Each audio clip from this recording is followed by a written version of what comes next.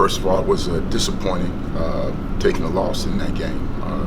It wasn't that we didn't play hard, because I thought we played exceptionally hard. I give a lot of credit to Coach Maynard and his team, because they did a nice job down the stretch of making the plays that we didn't make, and ended up winning the football game. It was what I thought it would be. I thought we needed to slow them down running. We did that, but the passing part, we kind of let it get away from us, and ended up losing the football game. Talk to us about the fourth quarter. You know, they had 28 points on y'all just in that quarter alone. Walk us through what exactly happened to, I guess. Well, 7 of it was on a fumble recovery for a touchdown. So they actually had 21 points on us offensively. Coverage piece, fundamental coverage problems that missed tackles. Gave them the last 2 touchdowns where coverage guys were there, they caught a ball and we didn't tackle them. We missed the tackle and let them run all the way. And, when you're in man coverage, if you don't stay inside, if you don't maintain your inside leverage on people, and you let them catch the ball and you don't tackle them, it's going to be a touchdown. And that's basically what happened to us. Hopefully down the line, the next couple of games we'll be better in the coverage piece, maintaining our leverage inside and not allowing people to get inside of our leverage when we're in man coverage. What was, what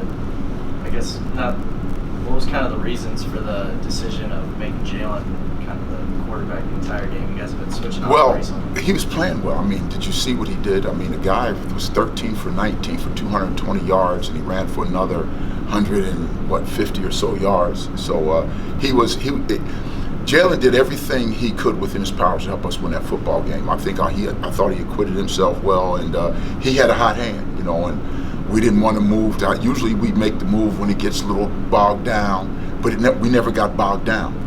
And so we kept him in the game, and he, like I said, tried to do everything he could to help us win that football game.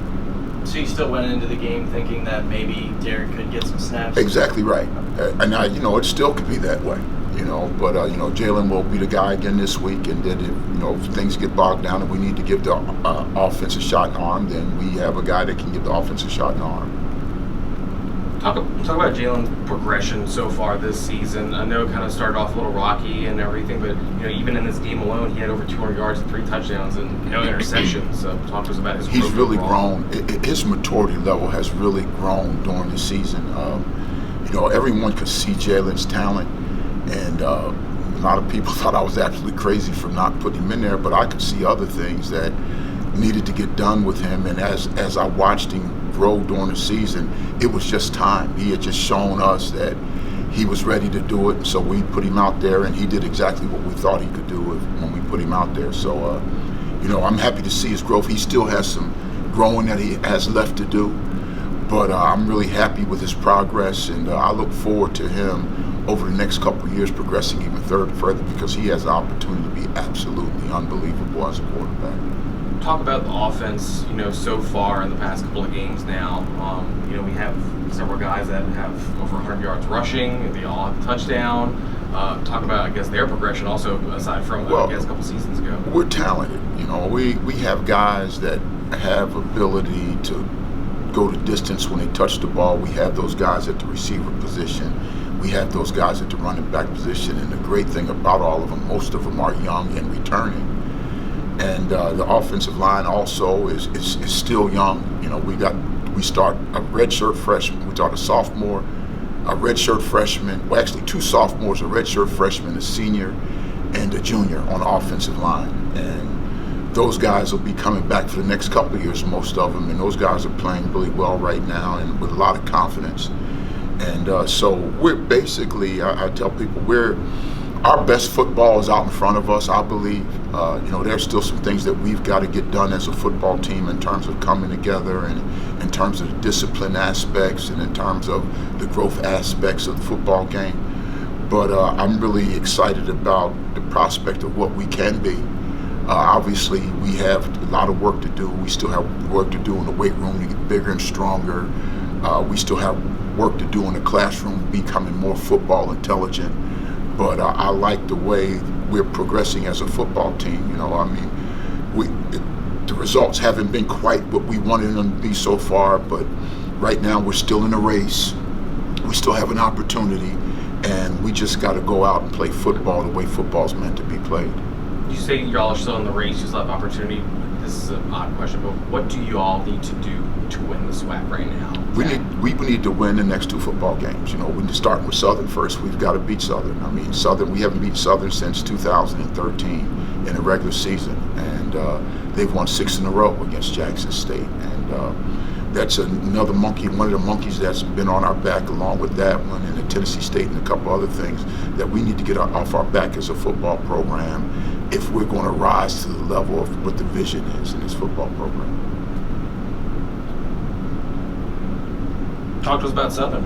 What sticks out about them this season? Good football team. I mean, Coach Odom does a great job of coaching his football team. He has a really disciplined. His kids play with a high level of discipline.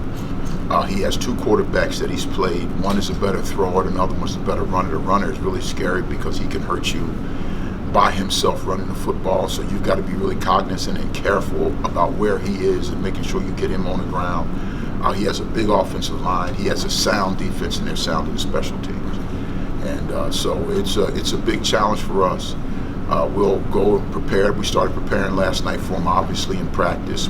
The day off, we take Mondays off. We'll get back after it again tomorrow and get prepared for this game. I'm expecting a heck of an atmosphere on Saturday, and I'm expecting a heck of a football game between 2 pretty good football teams. What's it like to play at home again, at least? I know y'all get one out of town, but, home field advantage, I mean, does that play a factor at all? We need to be better at home. We haven't been in my tenure here as the defensive coordinator and also as the head coach. We need to be better at home. I think the atmosphere is going to be electric Saturday, and I think that bodes well for us, but they'll have a bunch of people there too. And so I'm expecting, man, a really, really raucous atmosphere with us and them, and I'm expecting a heck of a football game, as I said earlier, and I'm looking forward to it. You talked about how you still have like a lot of underclassmen that are on the team. Is this a group you feel like not only that you can build something with this year, but also, I mean, down the line also? Do y'all have any missing, I guess in your opinion, any missing pieces to the perfect Jackson State football team? Well, we still have some building to do in the interior because, it all starts up front with the offensive and defensive line. We still have to add some pieces to both of those. But in terms of our skill positions in the secondary and at receiver and at running back, we got some young kids who are absolutely dynamic.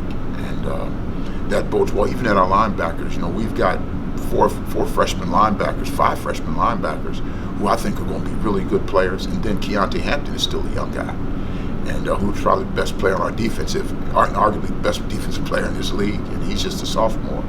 So going forward, I think we've got the pieces to be good. We just got to make sure that we do a great job as a coaching staff in every aspect of making sure that we put them in positions to be successful. Coach, back to last game, I'm just curious. I mean, you're a defensive guy. Does it not pain you, but to see a 43-48 game? It used to. That used to really bother me.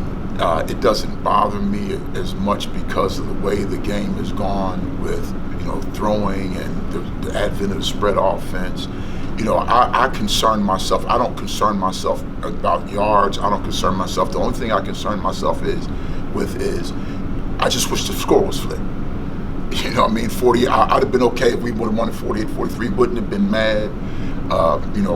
We did some things that I think that we donated to them. We donated some things to them that we shouldn't have done, but in all is said, they did a good job of taking advantage of what we donated and went and scored points. And we just didn't. We needed one stop at the end. We needed one first down at the end or 2 first downs to salt the game away, and we didn't get it done.